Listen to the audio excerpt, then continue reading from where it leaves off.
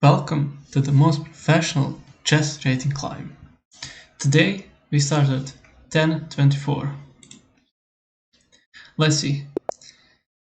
We get white pieces. What I should play, either take on d5 or go ahead, but in this video as well, my opponent just resigns after 4 moves for some reason. Same thing happened in last game, right? Last video. Knight c3. I will just play d6. Because I'm opting for d6 either way, because I want to get into knight of Sicilian. So this is called Magna Sicilian. I didn't know that. We take on d4. So now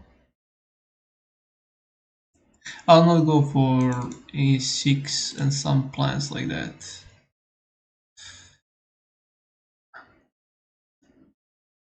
I'll play knight c6. Do I play knight c6 again, tempo and queen? Yeah. And I don't care about bishop b5. I'll play bishop d7. And if he takes, I get bishop pair, which is pretty good. And sometimes, when your opponent plays like this, you obviously cannot get your desired Sicilian variation. You just gotta live with that, okay? And probably just play a game of chess.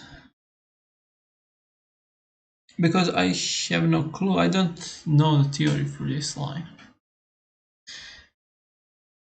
I do remember that my Sicilian was something like taking with queen, going back with queen, and then playing b3, bishop b2, and castling long. We will see what happens here.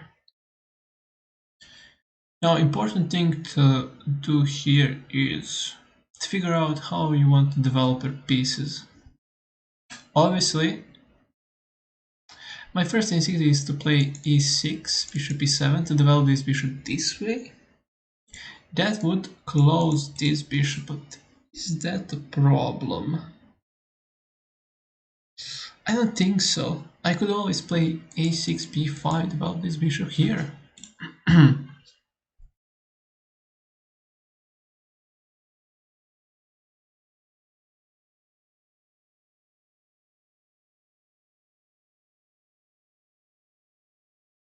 Other plan is to play g6, bishop g7. Bishop g6. Okay, I could play that in this position. Most of the times I don't like playing it, because they could just transition with bishop e3, f3 into dragon variation, but this is not possible here. There is no way. I mean, he could get dragon, but he would be behind some tempos. Therefore, I'll just play e6. Go for bishop e7, castle, and a6, b5, bishop b7. That is the way I want to develop. Bishop d2, which suggests that he does want castle on the queen side. I'll play bishop e7, and once I see that he's gonna castle queen side, then I'll go for a6, b5, e5. Now, if I takes, this is the calculation. I castle, he castles, and more or less you could call this position equal.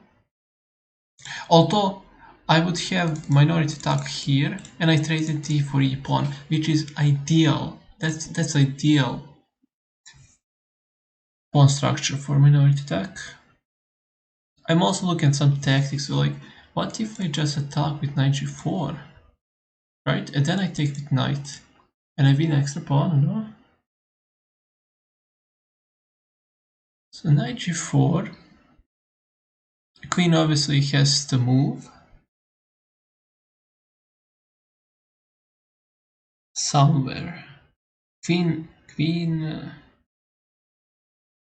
Where? e4, e2, d3. I just take there, yeah. I'll say knight g4 works in this situation. My opponent probably just calculated pawn takes on e5 and trades. Which was my first instinct as well. Knight, so queen e2 and we can just take here. And we won a pawn. Pretty nice. And we have two central pawns. He has 0. Therefore, you just need a little bit of technique to convert this game.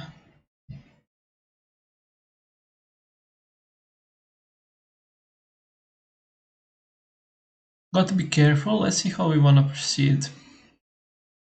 Only danger here is his pawn attack. But I am not that scared of it. Let me see. If he takes knight, knight takes, and then f4. Maybe knight g6. Oh, knight g6 would protect h4. That would make his life quite hard. Let's just castle. You shouldn't be afraid of this. Because if we played the line without him blundering the pawn, we would be in the same position with equal material. And I would say that position would be equal. Therefore, no worries here.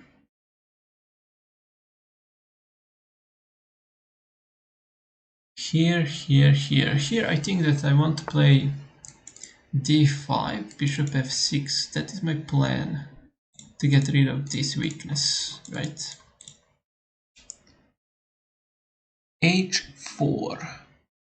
Now, if you want to be super greedy, you could take on f3 and then take on h4 as well. And then you get hit by queen h5 and you lose the game. Yeah. That's just an option. It's optional. You can do it if you want.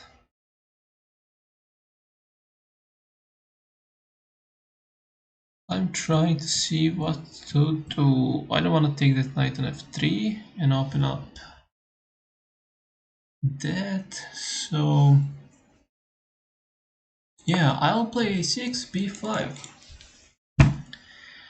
That was my plan from beginning. I don't intend to change. I take back with knight, obviously. You could argue taking back with pawn, but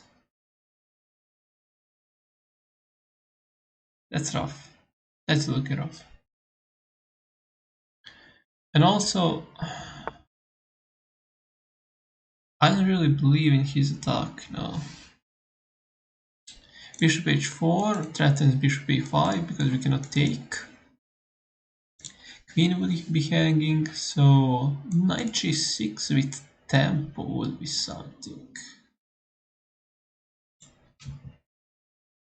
Does he get tempo back?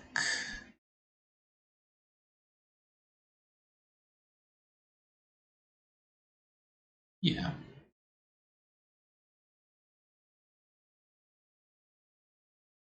I'll play knight c6 here.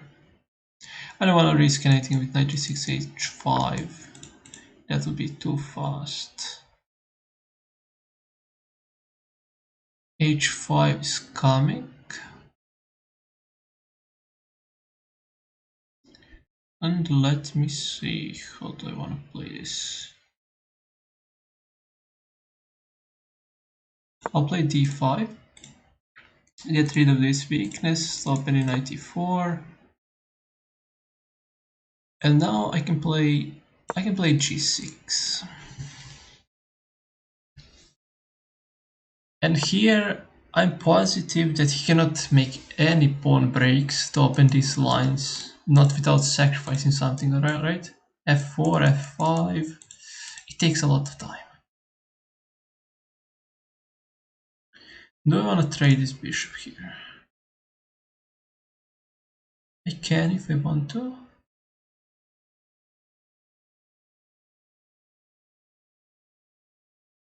Or I could just launch my attack with b5.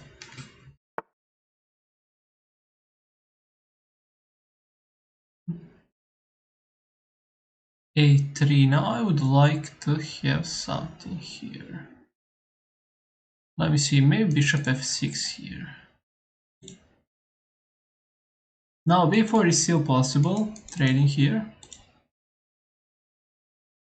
Also possible is maybe queen f5, some sacrifice, but I don't like sacrificing this bishop because of g7.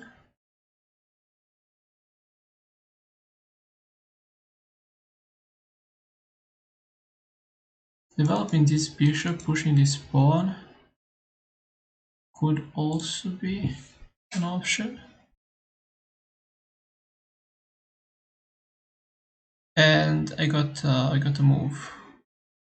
I like these positions a lot.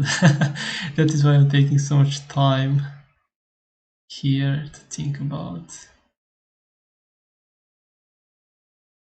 And let me just keep everything intact and play this. Play rook c8.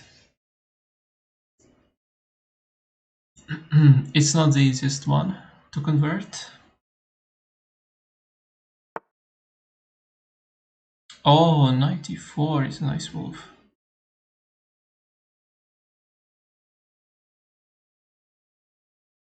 Yeah, let me play b4.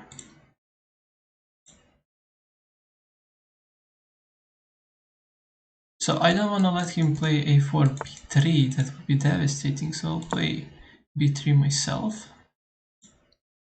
Because there is no taking, 94 is too strong. And after c3, I do have queen a5 threatening to take this pawn, as well as threatening to take this knight. He'll play that, I'll take. What do I do? Queen a5. And let's see, b file is now open. It's hard to use because of that. Queen c3 is threatening checkmate, so I exchanged queens. Takes back with knight. Bishop probably goes to f6. And if it attacks, bishop e5 probably. Knight b4. No, I don't have bishop d5 anymore. And he probably had bishop d6. Maybe I blundered that one. Yeah. This is getting really hard to play because my time is running out. There will be not much of explanation here. I need to speedrun this. In case of attack, I'll just take here. That's free pawn, knight c4. Great output for the knight.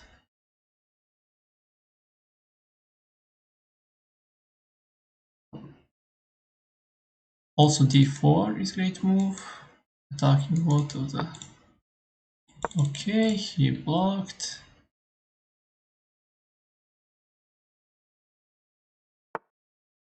I'll just take the pawn.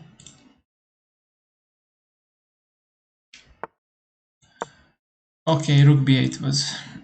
I just don't have time to think. Let me see, let me push this pawn to victory, I guess. Oh, he blundered the bishop, okay. Bishop b5, and let's see if we can win this knight. d5. I'm hoping for king f2 to play rook c2. Oh, he takes like that, okay. I'll give a check. Rook c5. Oh, and then take here. That was nice. King check. Here. Let me just get out with my king to not get checkmated somehow. Protect this pawn. Although I had this move. Oh, okay. I have this one as well. It's not easy. It's not easy with this time pressure. Although now I should be completely fine. Let me just trade all the pawns and promote this pawn. The queen. Queen f3. I'll bring my king closer. I will not use the knight at all because I don't wanna get into some stalemate by accident. And here we have a checkmate. So I'll go over to Lichess and explain this in more detail. So here we are.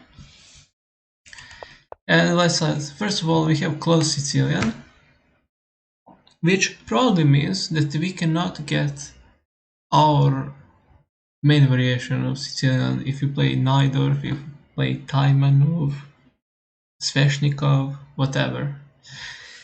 It's just how it goes. This is just some anti-Sicilian. So you don't have to be too mad about it. Queen e3, and I said that I don't know the theory. There is no theory here. So yeah. Theory is not that important at this ELA.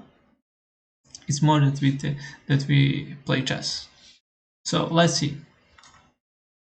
I was talking about how I wanna develop my pieces, and the plan was to play knight f6, e6, bishop e6, bishop e7, and then a6, b5. I was anticipating him to castle queenside, which he did. And after bishop e7, e5 was a mistake because he loses a pawn. Now it's it's not even -1 because it seems like he has great compensation for it. Not so great, it would be 0 if he had great compensation. But position is, as you can see, not that easy to convert. He takes the knight, bishop f4, and knight c6, which is good enough. So even though I didn't make a mistake so far, position was not so easy to play with how little time I had. Even with infinite time, this wouldn't be so easy to do. So if you lose some games on 10 plus 0 because of time, even though you had advantage like extra pawn or your exchange up, even piece up, it happens just because of how complicated the position is and how little time you have. Therefore, I'll explain. So d5 was the best move. Well, d5 was played because he had immense pressure on d6, and he had also option of knight e4, increasing that pressure and bringing this knight into an attack, right? So I play d5 to make my life easier, because now this bishop can move as well. After h6, I was pretty happy because I could play g6, and now I don't see any way how he can break through. For example, let's just play some random moves. He will have to move this bishop away, let's say to e3, then to play f4, and then to play f5, and to hope so that I take like this, and then this is open, right? Which is hope chess and not so useful, right? So let me go to that position back here. The thing about this position is I don't even have to take that. I can just play queen c7, and after he takes, I can take back. What did he accomplish? He just opened the F file. Therefore, after h6, I was pretty happy with my position. I knew that there was no way for him to open up G file or H file, right? Only file that he can open is F file, and he needs a lot of time for that. Therefore, after G6, I was pretty happy. Now, I didn't really know how to continue from here. Do I play bishop f6? Do I trade bishop on g4, try to simplify? Because you gotta remember that I'm up material. Or do I do something else? I want to just quickly check bishop g5. The change says it's not bad.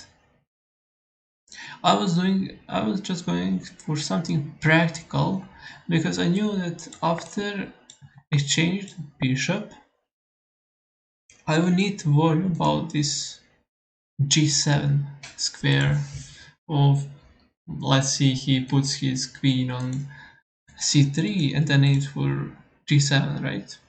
Or something like that. I didn't want to worry about that, so I just played b5.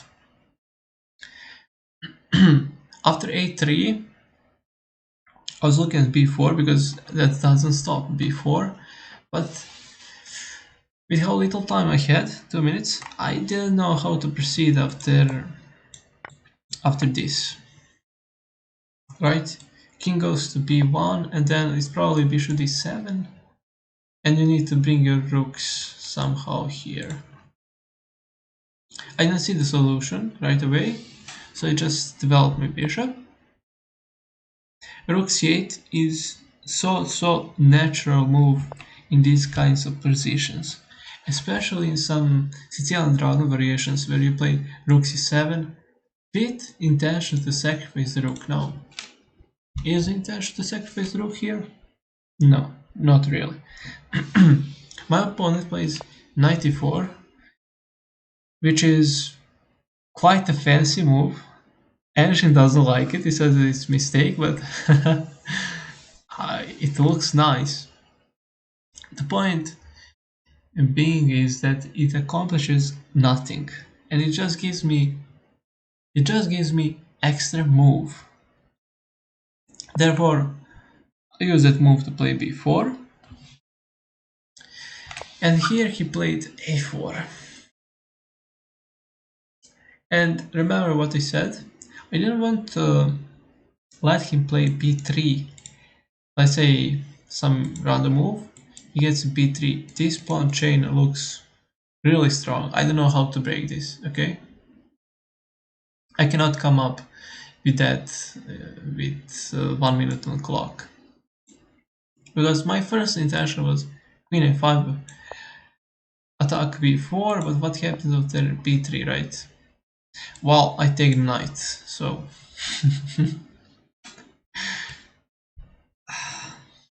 I will not speak of that. Okay, therefore I play b3 to stop him from playing b3. Quite common thing to do in chess when it comes to pawns. Taking b3 is not possible, knight d4 attacks the queen, and there is check as well. He sidestepped that with king, and I just take on c2. It can be bad, because now, after taking back with queen, which is forced, if he doesn't take, he just needs to run away, and I take the rook. Here, I can move my queen. Once I move my queen, this is a threat. and this is also a threat. So I played queen a5. As wants e5, and perhaps there is too many threats. Let me see. So something like knight c3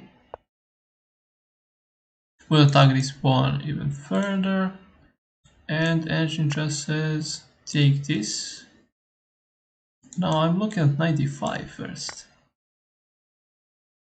And the knight b4, wow. Knight b4, you take the queen. Takes here, here, here, and yeah, my brain exploded. I don't even want to see that variation. I play queen f5, completely natural move. I saw that knight d6 is possible.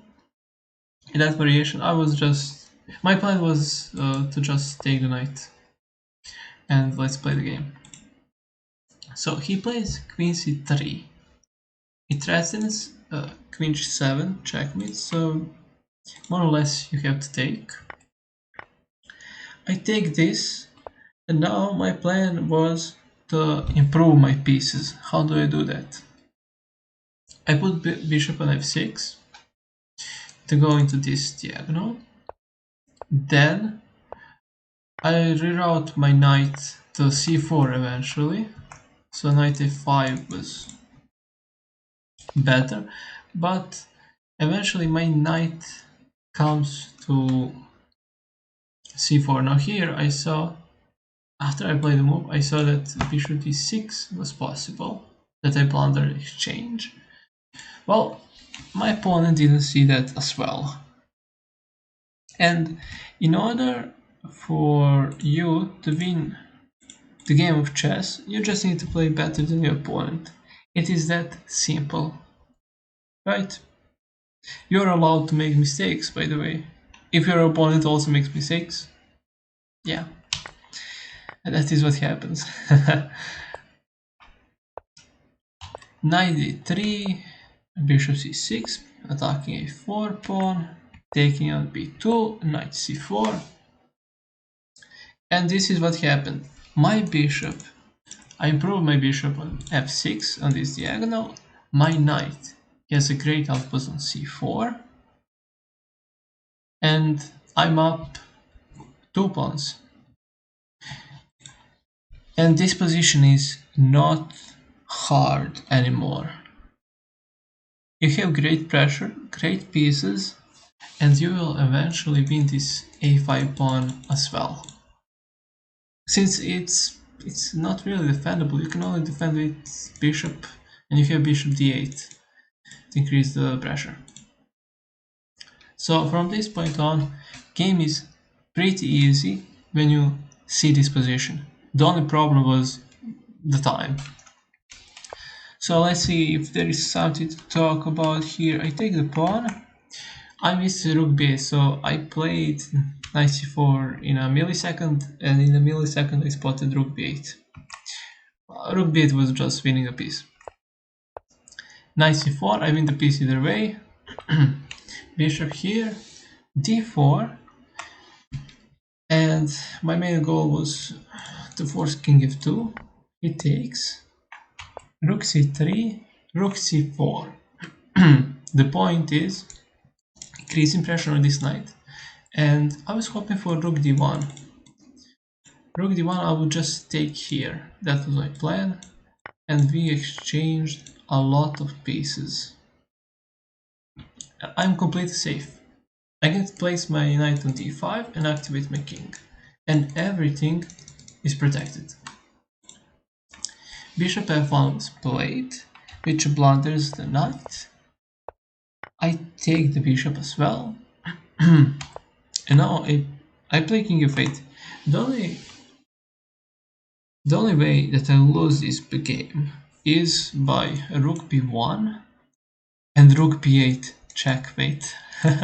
Right, this pawn is guarding g7. So I just walk my king out. I play knight c7 to protect the pawn. In case of rook c1, I can just play rook d7. I have everything solid. king g3. So here, after rook a1, I missed rook d2, which would lead to exchange of rooks. Right? You don't win material, you exchange the rooks, which is great for you. After king g3, I spotted a tactic and played rook g4.